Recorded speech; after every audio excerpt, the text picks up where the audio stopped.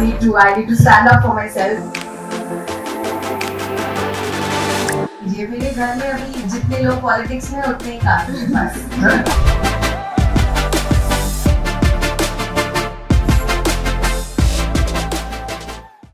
A compelling and a very intriguing trend is emerging in India's startup ecosystem, where celebrities from the worlds of sports and Bollywood are venturing into entrepreneurship.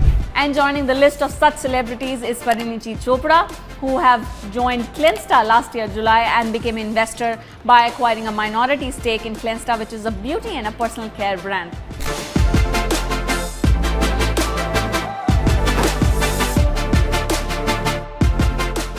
In today's episode of Founders Lounge, we will understand what was the catch point for Parineeti to join Clensta, their current focus areas, and going forward, how they plan to bag the aspired share in the India's growing D2C sector. Welcome to the show, Parineeti. Thank you. Thank you. Good to have you. My first question to you, Parineeti, is clearly out of my inquisitiveness. India's D2C market is growing, and under that umbrella, beauty and personal care is the biggest pie. Yeah. Why did you choose Clensta? They are different. They make products that don't exist in the market. They are not a usual beauty and skincare company that's making a shampoo and a conditioner and a whatever. I don't even know what all people are making. They genuinely are making products that are different. I needed to put eggs in my hair, somebody told me. They're making shampoos with the egg protein. There are soldiers up in Ladakh and Siachen who don't have access to water to shower for up to 90 days. And here we have a waterless shampoo. You can wash your hair without water. There are people who don't have access to warm clothes sometimes. We have made a lotion for you that increases your body temperature by 20 degrees. So they were genuinely making products that were technology based and different and simply did not exist. I would be a fool to not be involved more than just being the face. I had to invest in this company because I truly saw that there was actual potential here, and sure enough, we had a 30 crore ARR last year. It's up to 100 within 8 months. So I think we're on the right trajectory. Beautifully put. And clearly what I could understand from this is innovation is something that caught your attention. Yeah, to put it under an umbrella, innovation. Good one. Last year, July was the time when Parineeti joined you, and also you closed your last funding round at 75 crore rupees. When can we expect the next one? And also tell us in numbers, where does the company stand as of now? Correct. So, two questions. I mean, one, the last round which you said, right? Yeah, so we raised that 75 crores where the royal family from the UAE and several other investors participated in the round. And the next round, you will hear that news very soon. Last year, we were at like 30 odd crores run rate. And post, she joined, and I think though we are, as you know, just sitting in IIT Delhi, innovation is our kind of core of the Clensta. But I think more than innovation, it was also required that it should be, people should know about the brand. And I think she solved that problem, discovery problem for, in the masses. And I think that is how we grew 300% in like such a short time. Interesting. Yeah. Pretty interesting. Lovely. But before I go to Parineeti, tell me, how do you plan to go forward? What are your strategies to grow? And what are some of your future plans? We try to solve two problems, which are larger problems, I would say, in our D2C sector. One is discovery, second is repeat. And this is very expensive, okay? And I think these two problems we solved in two different ways. When I look at discovery, earlier, before Parineeti, we used to talk a lot about product, innovation, technology. But I think we picked her brain and she gave us a perspective that your product is good, that will help in solving a repeat problem. But for a discovery, why don't you talk about egg protein? Why don't you talk about red aloe vera?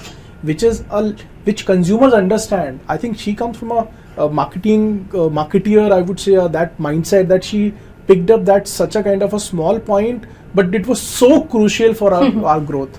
And hence I think our technology helped us to get higher repeat. and therefore our LTV is higher than any other product, which is highest in our ecosystem in a D2C phase.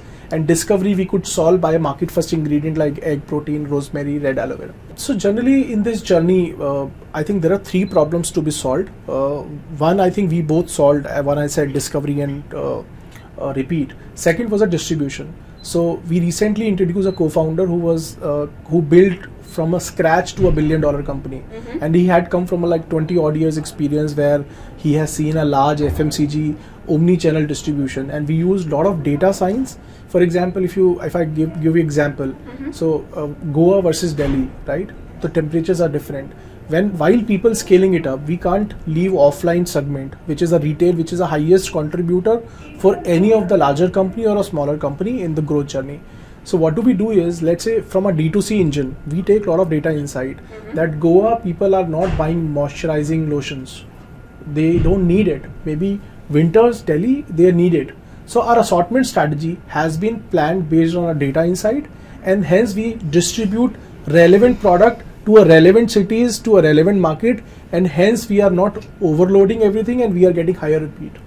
Which is the reason we are growing the way we are growing. And your attention to technology and data is great. That was a given in the product. I think that was a given that we knew about. But I think to reach the customers was very important, and like he said, the assortment strategy, that is the reason we are able to boast the kind of numbers that we are.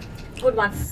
Interestingly, we are having this conversation prior to the coming International Women's Day. Now, you being an entrepreneur, also an investor now, so wearing 2 hats, what would be your advice? What would be your suggestion or a call for aspiring women or the potential women who would love to get onto the bandwagon?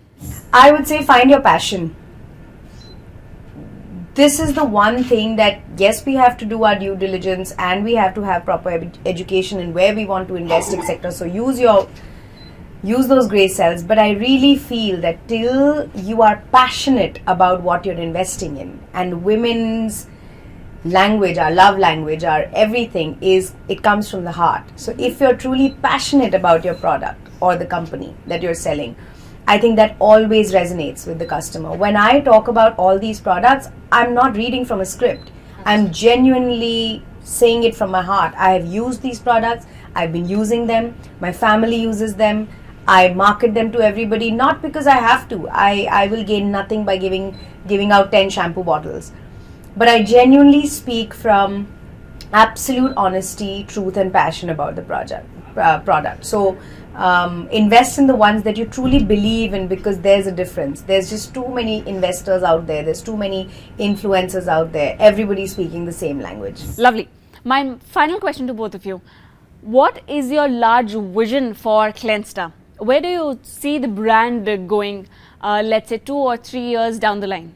We did discuss that in next maybe 5 years, at least 5 of our product should be available in 5 crore households. Yeah. Lovely. Yeah, it should be a household name. I feel like there's a great possibility of that happening. If we go by the last year or so, I think we're getting there quite fast, and I know that the product quality will remain the same and it'll only go better from there. I just want it to be a household name, number one, and I would love a higher valuation of the company, which is why I'm here. So I think we'll get there. So this was an exclusive interaction with the founder of Clensta and investor Parineeti Chopra, where they talked about their current focus areas, their growth plans and their big vision.